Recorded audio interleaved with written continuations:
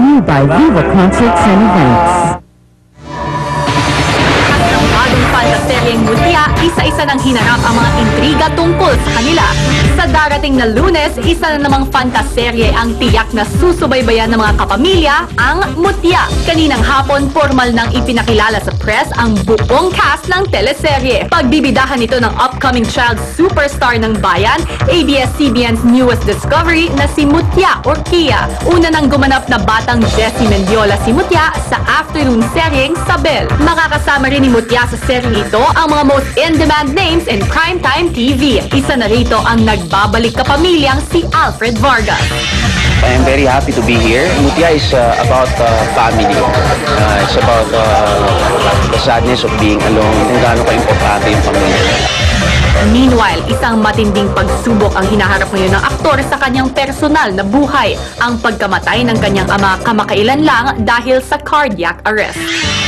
I've done 100 roles na meron kang death scene sa ospital, naiiyakan mo yung tatay mo, nanay mo. Pero pag sariling ama mo na nangyari, iba pa rin ang feeling. We have to move on and accept life as it is. Ang isa naman sa mga cast ng Mutya na si OG Diaz sangkot din ngayon sa isang intriga. Ito ay dahil sa kanyang mga naging mainit na opinion sa Twitter at pahayagan patungkol sa international singing sensation na si Charisse. Si Charisse, tinuit ko. I personally apologize kung siya man ay nasaktan sa mga naging opinion ko. Kung babalikan niya ako ng sagot, maraming salamat. Kung hindi, ang importante siguro nabasa na. Nag-opinion ka, kasi opinion ko yun, democratic country naman tayo. Kung feeling ng iba na hindi ako naging responsable, kung feeling ng iba, hindi ako naging sensitive, kaya nga ako humihingi ng dispensa. Kung ayaw pa rin tanggapin, wala na ho akong magagawa. Kanina, nagbigay naman ng pahayag ang ina ni Charisse tungkol dito. Ayon sa kanya, hindi raw masisisi ni OG ang mga fans, lalo na ang Chasters, kung magalit ito sa kanya at hindi tanggapin ang apology nito. Dagdag pa nito, ang opinion din ng mga fans patungkol sa isyong ito ay dapat ding galangin ni OG. Ako'y naniniwala na lahat ng bagay ay dumadaan. Sana ay maayos din ito between Charisse and OG na pareho nating mahal dito sa ABS-CBN. Hindi ba? Kay Alfie Vargas naman, Alfie, if you're watching or if a member of your family is watching, my apologies. Hindi ko na... I personally also only found out when I did the voiceover. Alright, hindi natin alam na pumanaw ang kanyang ama. Alfie is very close to us dahil nung nagsisimula yan dito sa ABS-CBN, estudyante ko pa yan. And remember, he starred in the film that we produced for Cinemalaya, ang Paglilitis ni Andres Bonifacio. He's a brilliant actor. Yes, welcome At back, atinista. Alfie. Yes. Diba?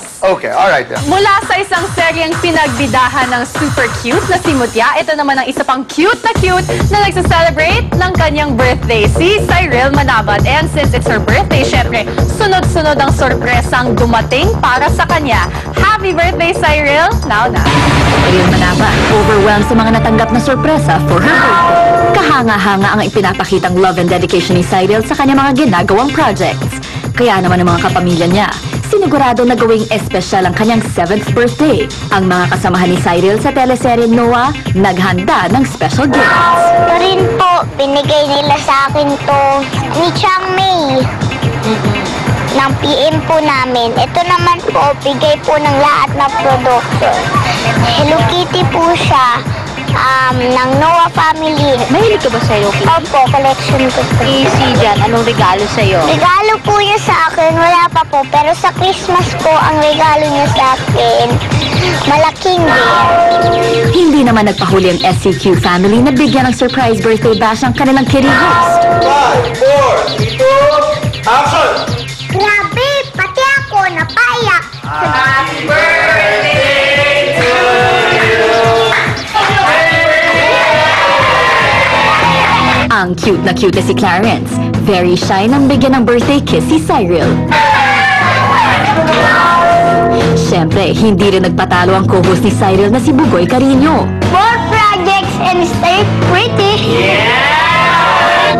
Bigla po silang dumating habang nagtitik. Pero mo naiyak kanina. Medyo po. Kasi po natuwa po ako. Kala ko po hindi nila may iisip yun. Birthday wish mo. Birthday wish ko po, sana po more projects and more blessings.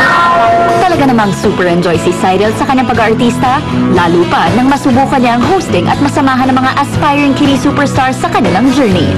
This Saturday on SCQ, abangan ang drama challenge ng mga SCQ boys kasama si Erich Gonzalez.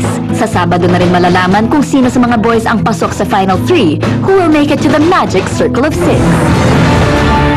Cute I like it when they say more projects and more Kasi blessings. at 7 years old, more projects po, more blessings. 7 ka lang! At nagselos ka kay Clara. I mean, Oo. Karen. Actually, sana birthday ko na parang birthday ko gusto ko din ng picture.